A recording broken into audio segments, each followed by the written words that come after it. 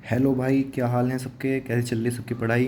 तो भाई आज हम पढ़ेंगे पंचवर्षीय योजना यानी कि 5 ईयर प्लान। ये भाई आज के करंट एग्ज़ाम के हिसाब से बहुत ज़्यादा इंपॉर्टेंट टॉपिक है, तो भाई सबको पढ़ना चाहिए। तो स्टार्ट करते हैं। पंचवर्षीय योजना का जो प्रारंभ हुआ था वो रूस में हुआ था। जो वहाँ के उस टाइम के राष्ट्रपति थे जोसेफ स्टालिन, उन्होंने शुरू करा था। ठीक है। भारत में जो है पंचवर्षीय योजनाओं को समवर्ती सूची में रखा गया है। योजना आयोग की स्थापना 15 मार्च 1950 को हुई थी। ठीक है। और योजना आयोग को बदलकर जब नीति आयोग किया गया तो इसकी स्थापना नीति आयोग की स्थापना 1 जनवरी 2015 को हुई। ठीक है। नी इस नीति की बहुत बार वो फुल फॉर्म पूछ लेता है, तो क्या होती है? National institution for transforming India. इसके नीति आयोग के वर्तमान जो अध्यक्ष हैं वो सुमन बैरी हैं और सीईओ BVR सुब्रमण्यम है। ठीक है। तो अब शुरू करते हैं। प्रथम पंचवर्षीय जो शुरू हुई योजना वो 1951 से 1956 तक चली, जिसका जो मॉडल था हेराल्ड डोमर की। ठीक है। पहली पंचवर्षीय योजना का उद्देश्य कृषि एवं सिंचाई का विकास करना था। उसके बाद फिर दूसरी पंचवर्षीय योजना आई हमारी 1956 से 61, जो कि PC महालनोबिस के मॉडल पर आधारित थी।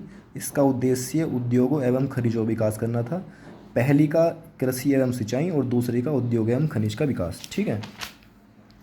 उसके बाद तीसरी पंचवर्षीय योजना आई 1961 से 1966, जिसका मॉडल सुखमय चक्रवर्ती और जॉन सैंडी के द्वारा किया गया था। इसका उद्देश्य कृषि एवं उद्योग दोनों को मिक्स था। इसी योजना के दौरान FCI की स्थापना 14 जनवरी 1965 की हुई। ये काफ़ी इंपॉर्टेंट क्वेश्चन है, बार बार पूछा जाता है। और यही पूछता है कि MSP के अंतर्गत कुल कितनी फसल आती हैं, तो 22। उसी बीच 1966 के बाद 3 साल का योजना अवकाश रहा, 1966 से 1969 तक। उसके बाद फिर चतुर्थ पंचवर्षीय योजना आई, जो कि 1969 से 1974 तक चली। इसका मॉडल DR गॉडगिल के द्वारा दिया गया था। इसका उद्देश्य स्थिरता के साथ विकास एवं आत्मनिर्भरता था। उसके बाद फिर हमारी पाँचवीं पंचवर्षीय योजना चली। ये सबसे ज़्यादा इम्पोर्टेंट है, जो कि 1974 से 1978 तक चली। यही केवल एक नॉर्मल वो है पंचवर्षीय योजना जो केवल 4 वर्ष चली थी। ठीक है। इसका मॉडल DP धर द्वारा दिया गया था। ये बहुत ज़्यादा इंपॉर्टेंट है। इसका उद्देश्य गरीबी उन्मूलन एवं आत्मनिर्भरता था। सबसे ज़्यादा इंपॉर्टेंट टॉपिक क्वेश्चन यहाँ से यह बनता है कि गरीबी उन्मूलन का नारा कौन सी पंचवर्षीय योजना में दिया गया, और गरीबी हटाओ का नारा इंदिरा गांधी के द्वारा किस पंचवर्षीय योजना में दिया गया? ये सबसे ज़्यादा इंपॉर्टेंट क्वेश्चन है। ठीक है। उसके बाद जो दो बहुत ज़्यादा इंपॉर्टेंट क्वेश्चन पूछता है SSC के द्वारा। पहली औद्योगिक नीति कब शुरू हुई? 1948 में। और दूसरी औद्योगिक नीति कब शुरू हुई? 1956 में। बहुत ज़्यादा इंपॉर्टेंट क्वेश्चन है। ठीक है। उसी पाँचवीं पंचवर्षीय योजना के दौरान RRB की स्थापना हुई, जो कि 2 अक्टूबर 1975 को हुई थी। ठीक है।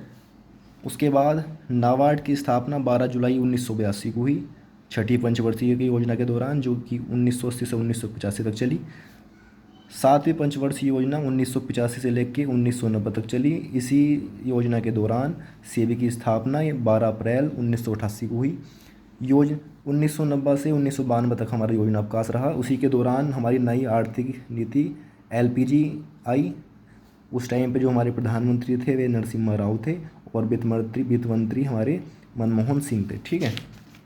उसके बाद अगर हम जल्दी जल्दी हम रिवाइज़ करना चाहें कि कब से कब तक शुरू हुई, क्योंकि ये ज़्यादातर पूछता है कि कौन सी योजना का कार्यकाल कितना था। ठीक है। तो जो पहली योजना थी वो 1951 से 1956 तक चली।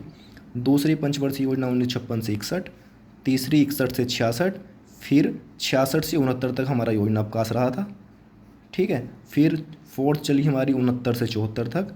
फिर हमारी पाँचवीं चली 1974 से 1978 तक। ठीक है। फिर 1978 से 1980 यानी कि 2 साल तक हमारा रोलिंग प्लान रहा, कोई पंचवर्षीय योजना नहीं रही। उसके बाद छठी पंचवर्षीय योजना हमारी 1980 से 1985 तक, सातवीं 1985 से 1990 तक, आठवीं 1990 से 1992 तक। ठीक है।